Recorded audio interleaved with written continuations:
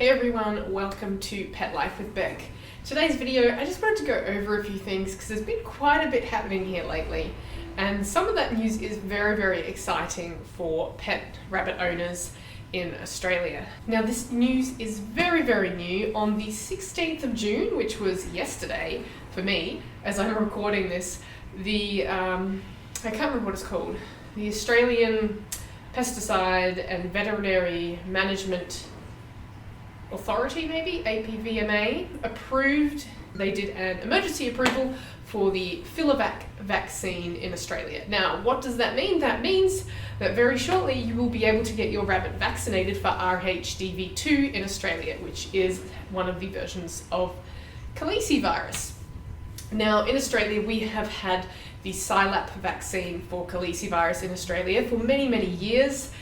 And that's a good vaccine, but it only protects against RHDV1 and is thought to provide protection against the K5 strain of RHDV, but it offers basically no protection against RHDV2, which is considered to be much more virulent and problematic, I suppose.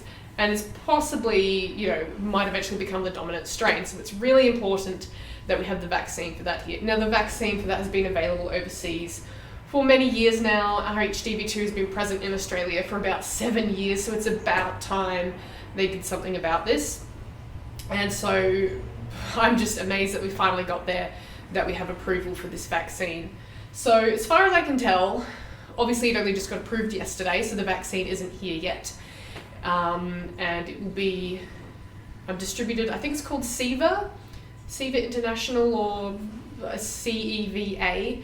They're the distributors of the Filivac vaccine, and so the vaccine will be imported. So in terms of how long that time frame is from approval to when we have vaccine available in Australia, and what that availability looks like in terms of supply and demand, it's pretty unclear at this stage. But it's still really exciting that we can protect our rabbits against RHDV2. Now, the other great thing about this, with the SILAP vaccine that Australia currently has, a lot of vets recommend 6 monthly vaccinations in an attempt to help protect against RHDV2. With the RHDV2 vaccine, you only need to vaccinate once a year, and it not only protects, the Filivac vaccine not only protects against RHDV2, but protects against RHDV1.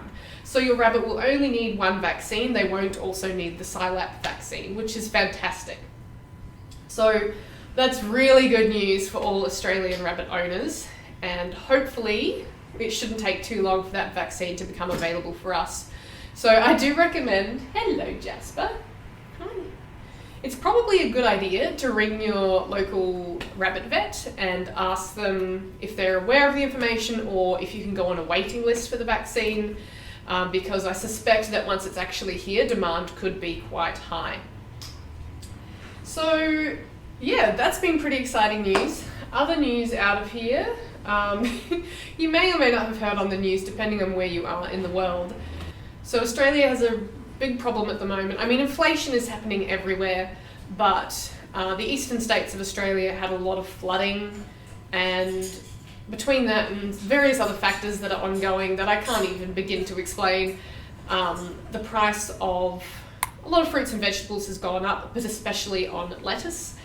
The good thing is rabbits can't eat iceberg lettuce anyway, which is one of the things that's gone up crazy prices, but other varieties of lettuce have gone up in price as well, and other leafy greens, just because of there's less supply and more demand, because there's less of the cheap lettuce. It's not cheap anymore, it's $12 for a head of lettuce in some places, which is absolutely absurd.